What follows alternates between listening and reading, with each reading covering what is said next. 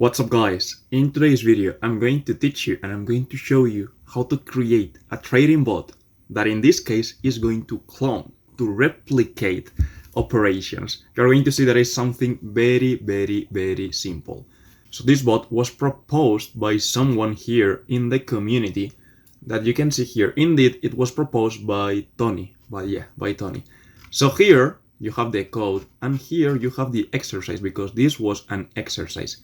You're going to see that it's something very simple and but as always, how do you get to my community? It's something very simple. So you have to go to my platform and here you just have to get my course. Remember that you can have it for free, but you will not be able to access the community. And and also you have the course in English here. You just press here and you have it here. It will soon also appear in the main page. But having this, let's start with the bot. How do we actually do this? First, what we have to do is that we have to open MT5. So let me move MT5 here. And now we are going to go to the IDE. And then we are going to click on New, Expert Advisor. Next, we are going to put here Clone Bot. Next, finish. And here we are going to make this big and we remove everything so that we start from the beginning. Okay, so remember, the bot, what it has to do is that whenever we open a position like this, for example, if I do this, boom, and I open a position, I want the bot to clone that same position with the same lotage, with the same take profit, with the same stop loss. We have to do that. So how do we do this? It is actually something very simple. So first of all, we have to include the library that will allow us to manage positions. So this is the file where the secret class is. And remember that this class will allow us to open and close positions. Okay, now let's say that we want to clone a position, but maybe we want to clone it several times. So for example, I open this position and I don't just open another one exactly the same. No, maybe I open also, I don't know, 105 positions, something like this. So how do we actually do this?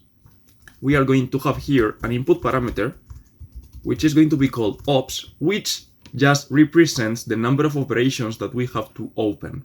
So here we are going to put 5, for example, and Now we are going to need a variable in which we are going to store the number of positions that have been opened. So we are going to have here this variable called pref positions.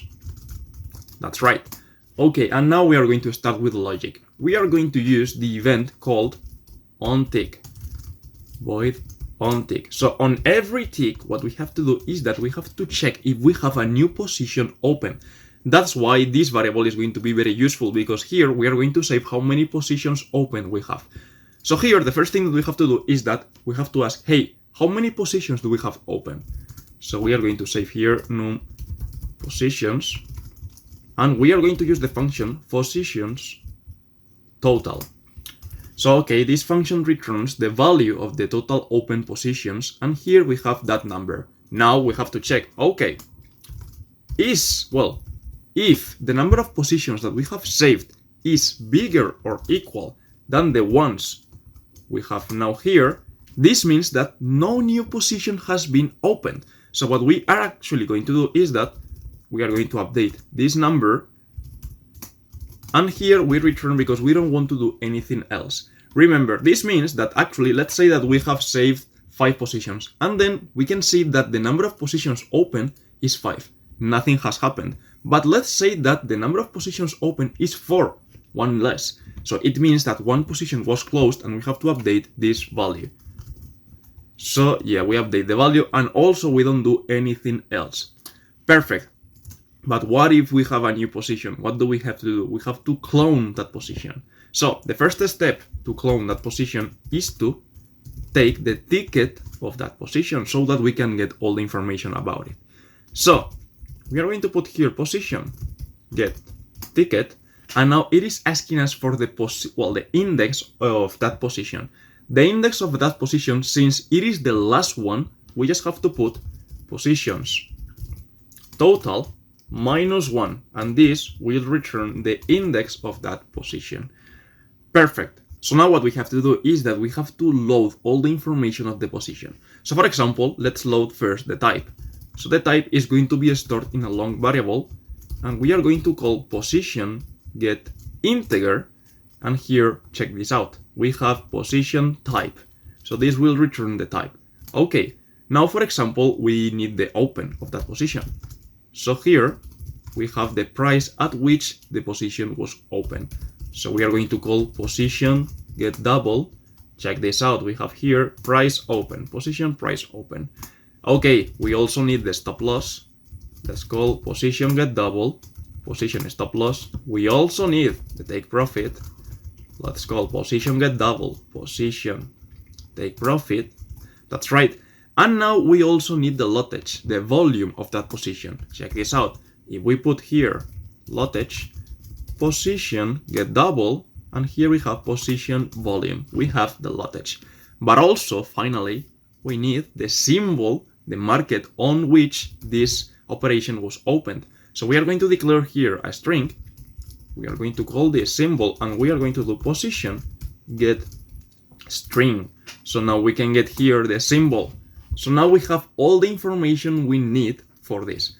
But we need to adapt some things, because here it is telling us the price at which the stop loss is, and here it is telling us the price at which the take profit is. It is not telling us how many points above or below is the stop loss or the take profit. We have to compute that.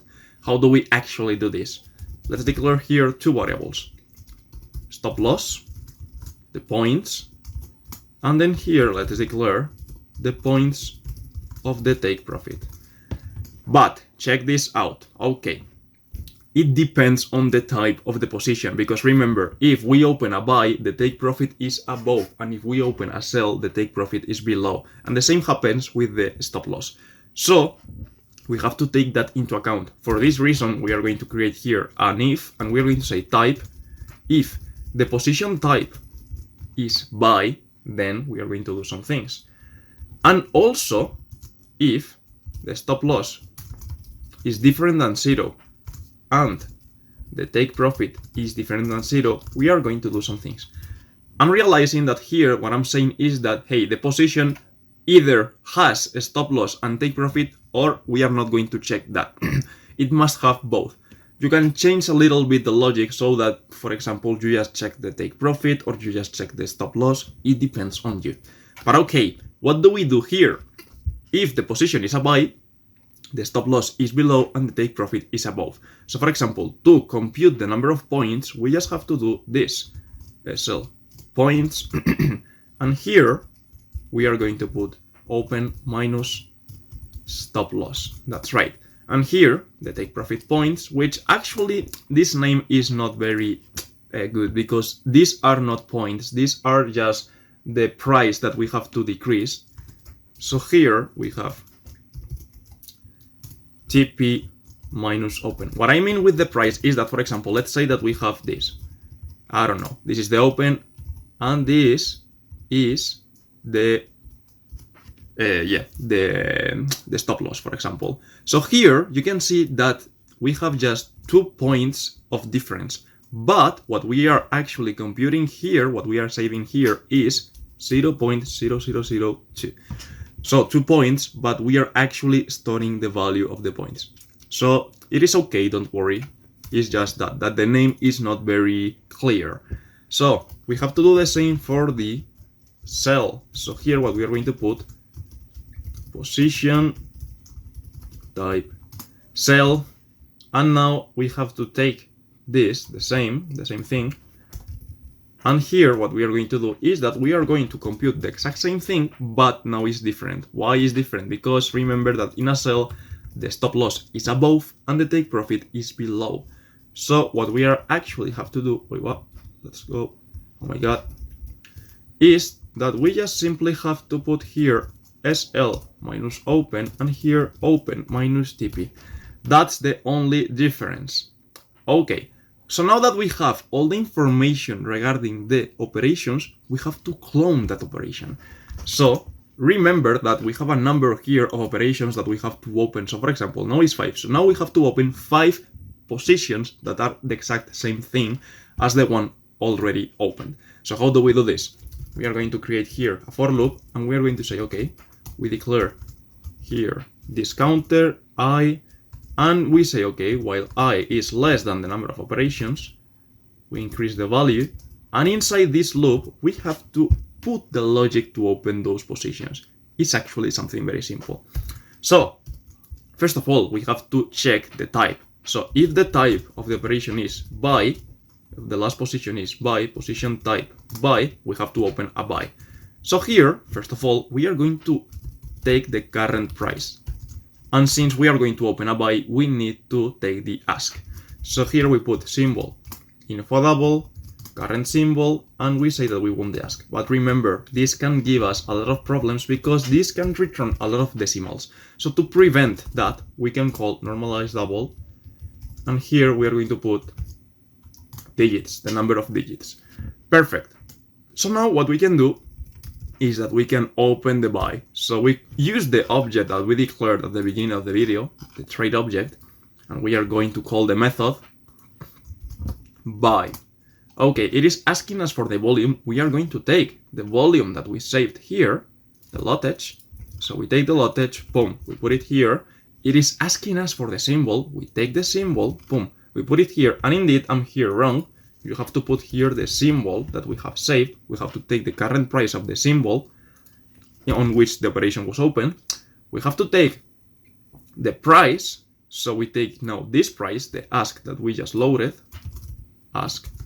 And then this is asking us for the stop loss and the take profit. But here we may have some issues because what we have to do is that, for example, the stop loss in a buy is below this.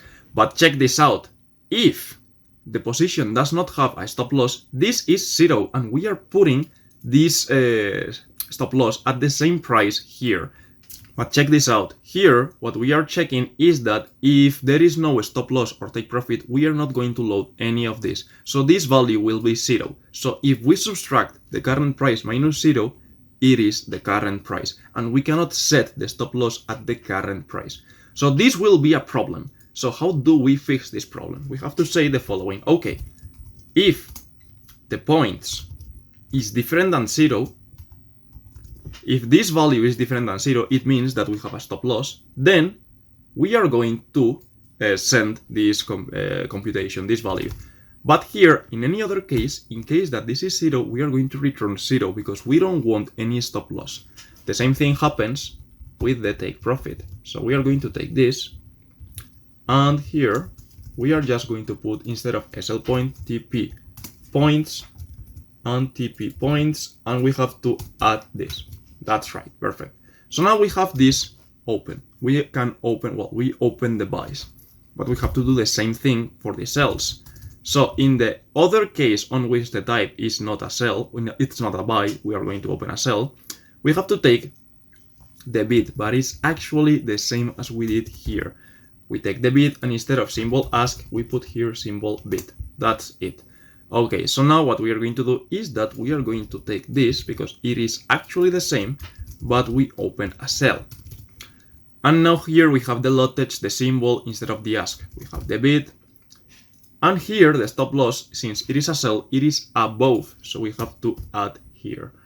And here the take profit, it is a sell, so it is below. And here, remember, it is not ask, it is bid. And here it is bid. That's right.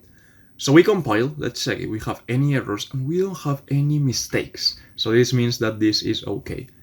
So what we actually have to do now is to test this, but we are not going to test this in the strategy tester because we cannot. We have to test this here in the current market. So here we have the clone bot. We are going to load it. Here, check this out, we have this menu. You can set the number of operations that you want to open. And remember, if you want to change this, let me show you how to change that string. You can put here a string, well, a comment, and say number of operations to open. So let's compile. Yeah, I'm missing something. I forgot here that I have to update the number of previous positions. So now that we open all those positions, we have to put here positions total. So we update the value of this variable where we are storing the number of previous positions, well, the number of positions that we have. So we compile again, and now let's try it because now it opened a lot of positions. So now let's put here the clone bot. Where is it? Clone bot, here it is, accept, and now let's open, for example, a cell. So you can see that now we have 6 positions, the one we just opened, and then the other 5 that we set the bot to say, hey, open 5 more. So for example, let's remove the bot, and what we are actually going to do is that we are going to say, for example, just 2 positions. So we open here the bot, we go to the parameters, we change this value to 2, accept, and now, boom, we open, and we have only 2 positions. That's actually quite cool. Okay, but now let's try it with take profit and a stop loss. So what we are going to do is that we go here to operations, new order, and here we put the execution for market, something like this. This volume, for example, let's put less volume and see if the volume is the same. The stop loss is going to be, above. So here we have to put stop loss. Oh my god, this is going super fast. And here we are going to put a take profit. So remember that the stop loss and the take profit must not be at the exact same point. It must have the exact same, for example, let me put this. Oh my god. Okay, so let's press sell here. Okay, stop loss and take profit not valid. Okay, accept. And we are going to put, for example, here, let me put 45, and here let me put, I don't know, 30. So let's press here sell. Okay, and now check this out. So you can see that we have the operations open, but in this case the stop loss and the take profit is here. Also you have a stop loss and a take profit. And remember, the stop loss and the take profit must not be at the exact same point. It is that it must have the exact same distance between the open price and the close price. Well, not the between the open price and the take profit or the stop loss. Okay guys, so I hope you enjoyed this video, and if so, give it a like, share, subscribe, and of course consider joining my community. So yeah guys, we see each other in a next video.